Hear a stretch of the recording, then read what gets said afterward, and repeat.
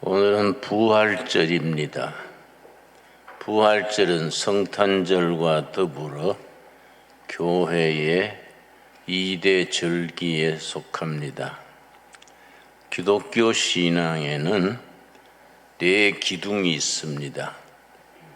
한 건물을 4기둥이 받치고 있듯이 기독교 신앙에 4기둥이 받치고 있기 때문에 흔들리지 않습니다. 첫째는 창조신앙, 둘째는 임마누엘 신앙, 셋째가 십자가 신앙, 넷째가 부활 신앙입니다. 창조신앙으로 말하자면 하나님이 우주와 사람을 창조하신 그 창조신앙의 창조의 역사가 창세기 1장에서 창조 역사가 끝난 것이 아니고 창조하신 하나님의 영은 지금도 성도들을 통하여 교회를 통하여 창조의 역사를 계속하고 계십니다. 그래서 창조하신 하나님의 영을 믿는 크리스찬들은 항상 세상 사람들에 비해서 창조적인 능력, 창조적인 비전을 항상 지니고 세상에서 앞장서게 됩니다. 임마누엘 신앙이 있기 때문에 어떤 역경, 어떤 시련에서도 우리는 우리와 함께 하신 하나님을 믿는 신앙으로 항상 낙관적이고 긍정적이고 희망을 품고 살아가게 됩니다. 십자가 신앙은 예수님이 이 땅에 오셔서 고난 당하시고 십자가 지시고 십자가에 피 흘려 우리 죄를 속죄하셨기에 십자가의 어두운 밤을 거쳐서 부활의 새벽이 오게 됩니다. 우리가 그렇게 생각하게 되면은 십자가의 어두운 밤이 없이 부활의 새벽의 영광만 찾게 되기 쉽습니다. 부활 새벽의 영광은 십자가의 고난의 밤을 거쳐서 오게 된다는 것을 항상 마음에 새겨야 합니다. 기독교 신앙의 힘은 어디서 오느냐? 크리스찬들의 영적 에너지는 어디서 오느냐? 부활 신앙에 대한 확신으로부터 그런 능력, 그런 에너지가 오게 됩니다. 우리는 예수님을 구주로 믿고 교회를 섬기면서 동시에 나라를 섬기게 됩니다. 우리 성도들은 부활 신앙을 가슴에 품은 우리들은 이 나라의 역사가 아주 어렵고 힘들 때도 부활 신앙으로 희망의 역사를 만드는 일에 우리가 헌신하게 됩니다. 이제 5월 10일이면은 새로운 정부가 출범하게 되는데 하나님의 뜻 안에서 때를 따라서 정부가 새로워지게 된 걸로 우리는 믿게 됩니다. 새로운 정부가 시작되면서 벌써 변화가 있습니다. 지난 4월 11일 일주일 전이지요. 우리가 우리나라의 국방백서에 북한이 주적이다. 이걸 이제 확실히 그게 기술하도록 한다고 발표를 했습니다. 이전의 정권에서는 주적이 없었습니다. 북한이 우리의 주적이다 이런 거 없이 그냥 국군을 유지하려니까 군인들이 그런 전투 의식이나 안보 의식이 약해질 수밖에 없지요.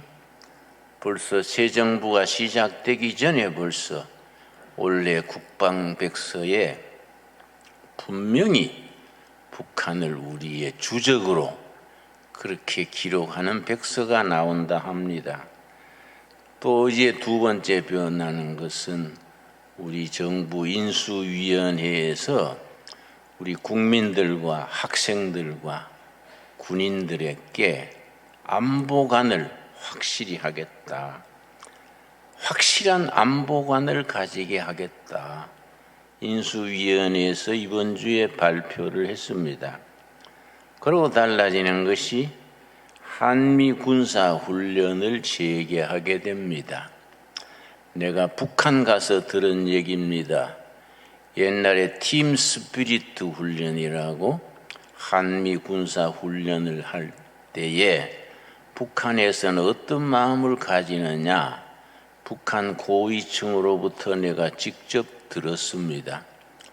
미군 한국군 20만 명이 부산에서부터 팀 스피리트 훈련이라고 부산으로부터 쭉 휴전선으로 올라갑니다.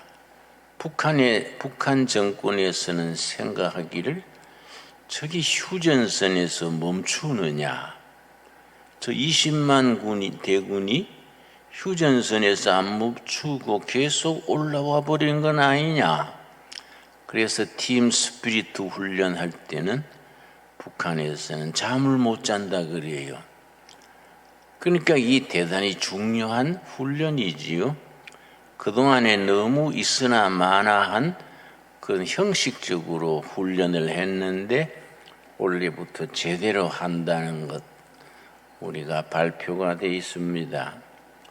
또 한 가지 더 지소미아라는 게 있습니다. 한미일 군사 동맹을 강화해서 안보가 틀림없이 흔들리지 않게 하겠다. 이런 것들이 국민들로 하여금 안심하고 생업에 종사할 수 있게 합니다. 김정은이 지난번에 말했습니다. 우리가 미국에 대해서 1000배, 10,000배 복수하겠다. 그런 말을 했습니다. 미사일 쏘고 나서. 그러니까 미국 공군사령관이 거기에 대해서 말했습니다. 김정은이 그런 말에 대해서 그거는 만일에 북한이 핵무기를 남한에다가 쓴다는 조짐이 확실해지면은 준비된 핵폭격을 북한에다가 퍼부으면은 북한은 15분 만에 끝난다. 15분 만에 김정은은 살아남지도 못하게 된다. 확실하게 언급을 했습니다. 우리가 이 나라를 하나님이 보호하셔서 국민들이 열심히 일하고 열심히 하나님 섬기고 통일한국 시대에 세계 앞장선 나라로 하나님이 인도하여 주실 줄로 믿습니다. 지금 우리가 부활절을 맞으면서 특별히 지구 저쪽 편의 우크라이나 같은 나라의 국민들을 위해서 우리 중보 기도해야 합니다. 러시아가 우크라이나를 공격해서 참 착한 백성들이 어린아이 남녀노소 많이 죽임을 당하고 있습니다. 러시아 군대가 손을 뒤로 묶어 놓고 죽이고 수천 명, 수만 명이 희생당하고 있습니다. 그들을 위해서 우리가 기도해야 됩니다. 이 땅에 진정으로 부활절의 주인 되신 예수님의 능력으로 지구상에 참 평화가 올 수 있도록 우리가 기도해야 됩니다. 우크라이나의 사태가 참 그분들은 그렇게 고생하지만은 그로 인해서 우리 한반도 대한민국에는 좋은 일이 있을 것으로 저는 생각합니다. 푸틴의 정권이 이번 우크라이나 침공으로 몰락을 하고 러시아의 민주주의 정부가 들어설 것이다. 저는 그렇게 생각합니다. 러시아의 민주주의 정부가 들어서면 대한민국 민주주의 정부와 힘을 합쳐서 우리가 극동 항로를 개설하게 되고 시베리아 개발도 함께 하게 되고 우리나라가 통일한국 이후에 세계 4대 강국으로 발돋움하는 데에 큰 힘이 될 것으로 생각합니다. 러시아가 그렇게 민주화가 되고 중국이 약화되면은 북한은 약해질 수밖에 없습니다. 그때가 우리가 통일 한국을 이루는 정말 기회가 됩니다. 통일 한국이 돼야 됩니다.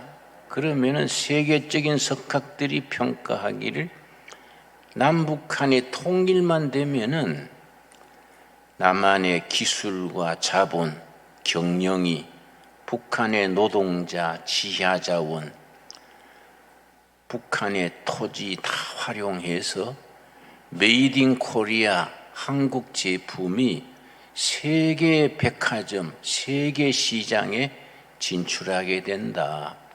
그럼 메이드 인 차이나를 눌리고도 앞서게 된다는 평가입니다. 우리가 기도해야 됩니다. 북한 지하교회 동포들도 부활절을 맞으면서 지하에서 정말 눈물에 기도하면서 우리가 기도하고 있습니다. 우리가 부활신앙을 믿는 우리 남한 교인들이 북한의 그 지하교회 교인들이 함께 부활절을 맞을 수 있는 날을 위해서 기도해야 됩니다. 그래서 우리가 함께 통일 시대에 함께 부활절 예배를 평양에서 드리게 되면은 얼마나 감사한 일입니까? 우리 오늘 본문 말씀 마태복음 16장 읽겠습니다. 16장. 예수님께서 16장 15절 말씀, 예수님께서 제자들에게 물으셨습니다. 16장 15절 말씀, 이르시되 너희는 나를 누구라 하느냐? 예수님을 누구로 알고 믿느냐가 그 사람의 운명입니다. 그 사람의 미래입니다. 예수 그리스도를 누구로 알고 믿느냐? 내가 74년, 75년에 유신 정권 때 감옥을 살 때에 우리 중요한 정치범들은 독방에 살았는데 내 옆방에 김지하 시인이 살았습니다. 김지하. 그래서 나하고 나이도 동갑이고 함께 정치범으로 살았는데 나는 김지하 시인 같은 분은 정말 노벨 문학상을 받을 만한 뛰어난 분입니다. 옆방에 서로 살면서 성경을 읽었습니다. 성경을 열심히 읽고 또 읽었는데 내가 몇 해 전에 김지하가 자기 자서전을 썼습니다. 흰 그늘의 길, 이런 자서전을 썼습니다. 같은 해 나도 황무지가 장미꽃같이 이런 제목으로 3권짜리 자서전을 쓰고 김지하도 3권짜리 흰 그늘의 길을 썼는데 내가 김지하의 자서전 나왔다는 얘기를 듣고 일부러 서점에 가서 사다가 한숨에 다 읽었습니다. 읽고 내가 무릎을 꿇고 기도했습니다. 감사 기도를 했습니다. 뭐이 감사냐 하면은 김지하는 캐톨릭 신자랬습니다. 원주 교구의 지학순 주교에게 영세, 우리를 말하면 세례지요. 세례받고 문화운동을 열심히 했는데 감옥에서 성경을 열심히 읽고 읽었는 기록을 자서전에 쓰면서 끝에 뭐라고 썼느냐 하면은 나는 성경을 읽고 또 읽고 나서 예수 그리스도는 지상에서 가장 아름다운 인간인 것을 알게 됐다. 그런 구절이 있습니다. 그게 뭐의 문제입니까? 부활하신 주님, 십자가를 주신 주님, 부활의 주님이 아니고 생명의 주인 되신 주님이 아니고 인간 중에 가장 아름다운 인간, 공자님보다가 급수가 높고 석가모니보다 더 아름답고 소크라테스보다가 더 훌륭한 지구상의 모든 인간 중에 가장 아름다운 인간이었다. 그렇게 썼습니다. 거기는 신앙 고백이 빠져 있습니다. 부활신앙이 없는 겁니다. 석방된 뒤에 김지아가 자기에게 영세를 준 지약순 주교를 찾아가서 말했습니다. 신부님, 나는 교회를 떠나겠습니다. 기독교를 떠난다는 거지요. 그 지약순 주교님이 자기한테 영세받은 촉망받는 지식인이 그래 말하니까 놀라셨겠지요. 자네 무슨 말인가 하니까 기독교로서는 이 민족의 모순과 부조리를 극복할 수 없다는 걸 내가 깨달았습니다. 예수 그리스도의 복음으로는 이 민족의 한과 서름, 부조리와 아픔을 극복할 수 없다. 그래서 기독교를 떠난다고 그 말을 자서전에 썼습니다. 같은 시기에 같은 지역 살면서 나는 성경을 읽다가 은혜 받고 성령 체험하고 부활하신 예수님이 이 민족의 희망이다. 대한민국이라는 나라는 그리스도 교회가 책임진다. 그런 확신을 가지게 되었습니다.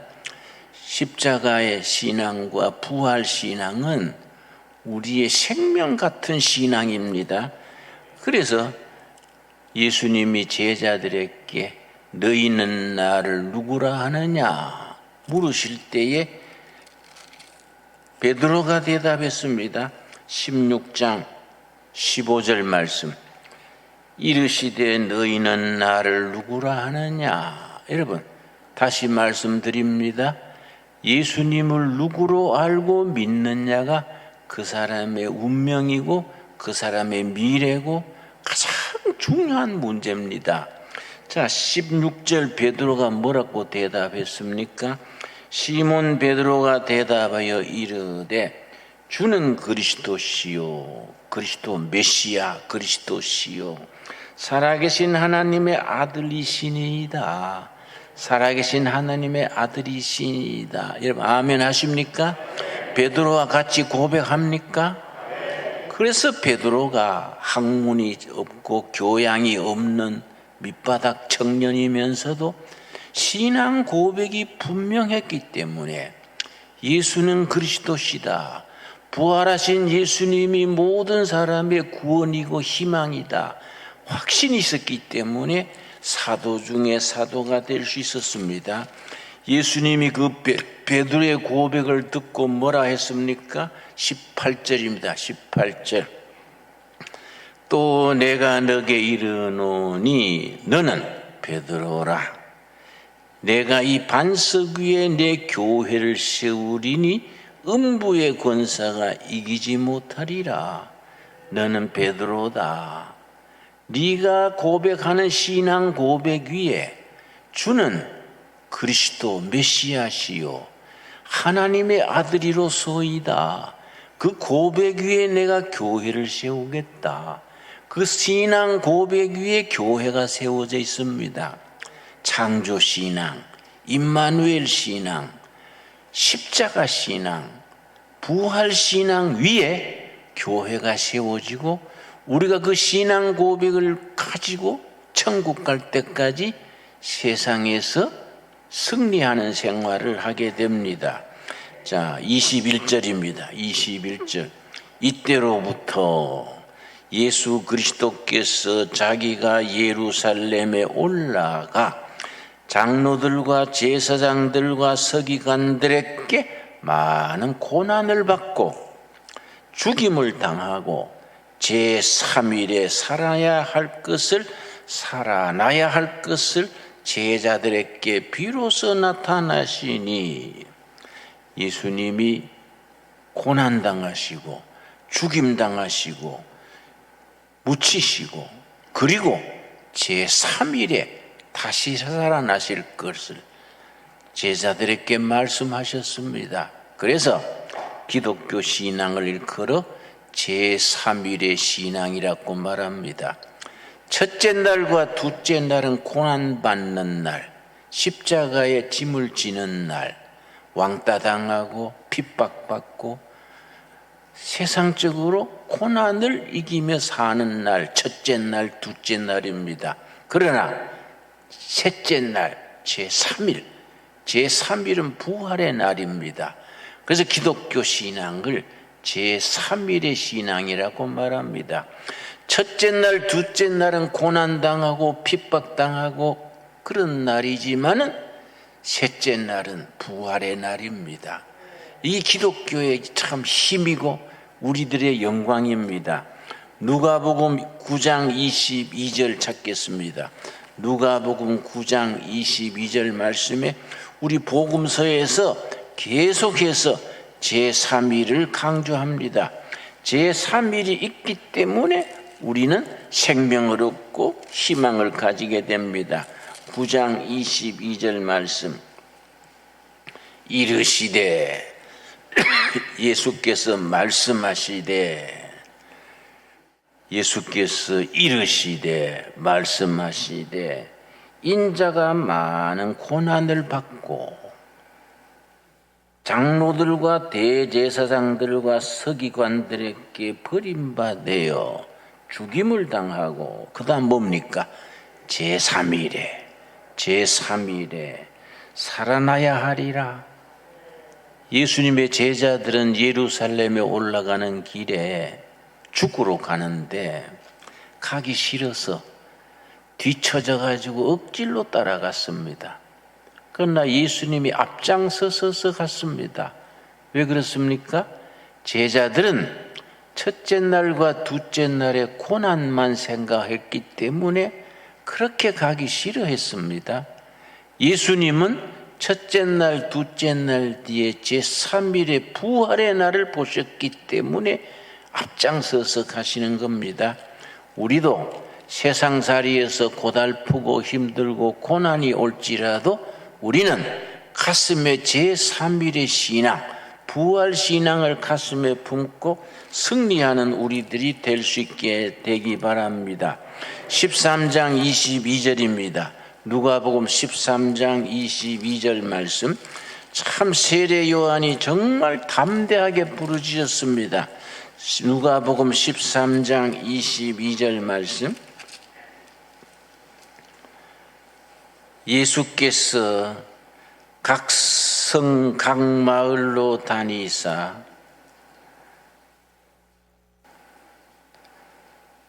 가르치시며 예루살렘으로 여행하시더니 어떤 사람이 여짜오되 주여 구원을 받은 자가 적으니까 그들에게 이르시되 좁은 문으로 들어가라. 좁은 문으로 들어가기를 힘쓰라. 내가 너희에게 이르노니 들어가기를 구하여도 못하는 자가 많으니라. 정말 우리가 부활신앙이 있기 때문에 구원의 문을 통과해서 천국 백성으로 서게 됩니다. 예수님 세례 요한이 우리 빌라도 앞에서 헤롯 왕에게 말했습니다. 예수님께서 헤롯 왕에게 저 여우에게 가서 말해라. 오늘과 내일은 귀신을 쫓고 병 고치고 제3일에 완전하게 되리라. 참 귀한 말씀이지요. 복음서에서는 계속해서 제3일의 신앙을 거듭 강조합니다. 예수님께서 특별히 자신에 대해서 이르시기를 요한복음 2장입니다. 요한복음 2장 18절 말씀. 요한복음 2장에 예수님께서 확신을 가지고 말씀하십니다. 18절입니다. 이에 유대인들이 대답하여 예수께 말하기를 너가 이런 일을 행하니 무슨 표적을 우리에게 보이겠느냐? 예수님께서 예루살렘 성전을 청소하셨습니다.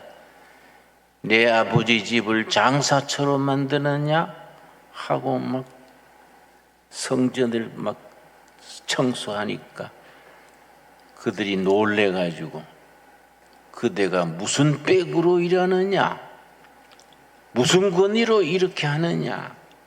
예수님이 대답했습니다. 19절입니다. 19절.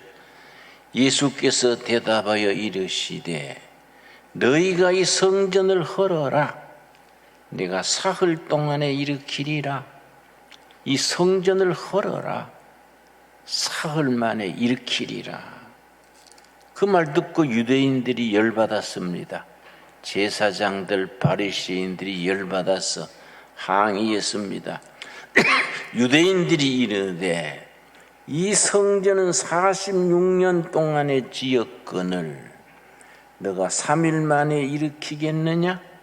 헤롯 성전을 말합니다. 헤롯 성전이 예수님이 그 성전을 볼 때는 46년째 건축하고 있었습니다. 그 뒤에 7년을 더 건축해서 53년 만에 완공한 헤롯 성전입니다. 헤롯 성전이 AD 70년 로마군에 의해서 완전히 돌 하나 돌 위에 남기지 않고 허물어졌습니다. 예수님이 46년간 지은 헤롯 성전을 바라보고 말씀하셨습니다. 이 성전을 헐어라. 내가 3일 만에 일으키겠다. 이스라엘 사람들은 성전 훼손죄라는 게 있습니다. 성전을 해치는 자는 사형에 처한다. 엄청난 법이 있었습니다. 그런데 예수님이 이 성전을 헐어라. 3일 만에 짓겠다 하니까 그 다음에 예루살렘에 올라갔을 때에 예수님을 사형시키는 죄목에 거의 붙었습니다. 이 예수란 자가 성전을 헐어라 그랬다. 그 예수님이 십자가에 처형하는 죄 중에 제목이 되었습니다. 그러나 예수님이 십자가에 죽으시고 3일 만에 부활하신 뒤에 제자들이 깨닫게 됐습니다. 21절입니다. 요한복음 3장 2장 21절 말씀. 그러나 예수는 성전된 자기 육체를 가르쳐 말씀하신 것이라. 죽으신 지 묻히신 지 사흘 만에 제3일에 부활하실 것을 그걸 먼저 말씀하시기를 이 성전을 헐어라. 자기 몸된 성전 이 헐어라. 3일 만에 다시 세우겠다. 그래서 우리는 복음서를 읽으면서 제3일의 신앙, 부활 신앙이 얼마나 위대한 신앙인지 우리가 새롭게 다짐해야 됩니다.